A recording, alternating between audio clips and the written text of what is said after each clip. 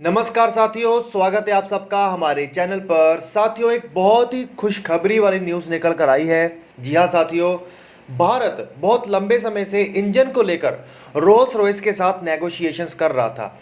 अब वो negotiations complete हो गई हैं और रोल्स रॉयस के एक भारतीय कंपनी के साथ समझौता हो गया है एक इंजन को लेकर। जी हाँ साथियों, ये इंजन से भारत को क्या फ़ायदा होगा, किस प्रकार से ये आने वाले अगले 4 दशकों के लिए भारत की प्रॉब्लम्स को दूर कर देगा और क्या क्या इस इंजन के फ़ायदे हैं, तो चलिए इसके बारे में डिटेल में बात करते हैं। तो वीडियो को शुरू करने से पहले एक बार चैनल को सब्सक्राइब करिए, बेल आइकन दबाइए, क्योंकि ऐसे रेगुलर अपडेट्स हम आपके लिए लाते रहते हैं। साथियों, किसी भी देश को महाशक्ति बनने के लिए उस देश की एयर पावर के साथ साथ एयर फोर्स के साथ साथ नेवी का भी बहुत ज़्यादा मजबूत होना ज़रूरी है। जी हाँ साथियों, किसी भी नेवी को मजबूत करने के लिए उसके अंदर फ्रिगेट्स, डिस्ट्रॉयर, एयरक्राफ्ट कैरियर और सबमरीन्स का होना बहुत ज़रूरी है। लेकिन ये सारे के सारे नेवी की वॉरशिप्स चलती कैसे हैं? इंजन की मदद से, और वो इंजन बहुत ही बेहतरीन और आधुनिक टेक्नोलॉजी वाला होना चाहिए।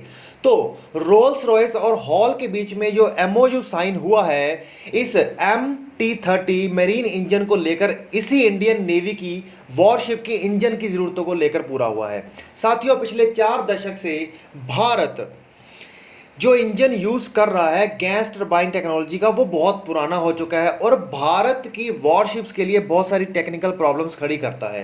तो इन सब टेक्निकल प्रॉब्लम्स को लड़ने के लिए भारत बहुत लंबे समय से इस समझौते की ताक में था, क्योंकि आने वाले अगले 4 दशक मतलब 40 साल के लिए भारत की बहुत सारी प्रॉब्लम्स को दूर कर देगा।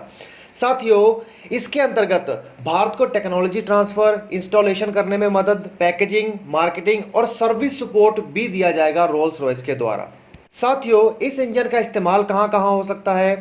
Frigates, destroyer, aircraft carrier. और जैसा कि आपको पता है कि भारत के अंदर ही डिस्ट्रॉयर, एयरक्राफ्ट कैरियर और फ्रिगेट बनाए जा रहे हैं। तो भारत की जो जो इच्छा है आत्मनिर्भर भारत के चलते कि हम खुद के डिफेंस की चीज़ें भारत के अंदर ही बनाएं, तो अगर हमें ये टेक्नोलॉजी मिल जाती है तो हम भारत वॉरशिप्स के लिए जो इंजन की ज़रूरतों के लिए दूसरे देशों पर निर्भर नहीं रहेगा, जैसे कि यूएसए और यूक्रेन जैसे देशों पर निर्भर रहता था। बात करें इस इंजन के खासियत की, ये इंजन बहुत ही एडवांस टेक्नोलॉजी वाला इंजन है, जिसके अंदर किसी प्रकार के ऑपरेशनल लिमिटेशंस नहीं होंगे। चाहे इंजन को रीस्टार्ट करना है, रीइंस्टॉल करना है, या इमरजेंसी स्टॉप लगाना है, या नॉर्मल स्टॉप लगाना है। पिछले सारे इंजन्स में बहुत सारी टेक्निकल प्रॉब्लम्स आती हैं, खास करके जो कन्वेंशनल गैस टरबाइन इंजन भारतीय नेवी के एयरक्राफ्ट कैरियर्स या फिर दूसरे वॉरशिप्स में इस्तेमाल किए जा रहे हैं। तो ये कहीं ना कहीं भारत की शक्ति को इंडियन ओशन में बहुत ज़्यादा चैलेंज करने वाली बात थी। दूसरी सबसे बड़ी बात यह है कि इसका जो इंजन है ये बहुत कम वाइब्रेशन करता है, मतलब कि कोई भी सबमरीन इसे जल्दी डिटेक्ट नहीं कर पाएगी।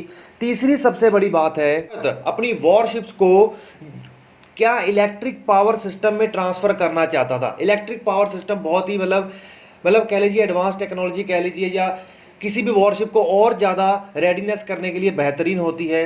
तो उसमें भी भारत को एक बहुत बड़ी मदद मिलेगी। साथियों, किसी भी एयरक्राफ्ट कैरियर में या फिर किसी भी वॉरशिप में अगर इंजन को लगाना है तो वो बहुत कॉम्प्लेक्स काम है, क्योंकि किसी भी वॉरशिप का डिज़ाइन बहुत कॉम्प्लेक्स होता है।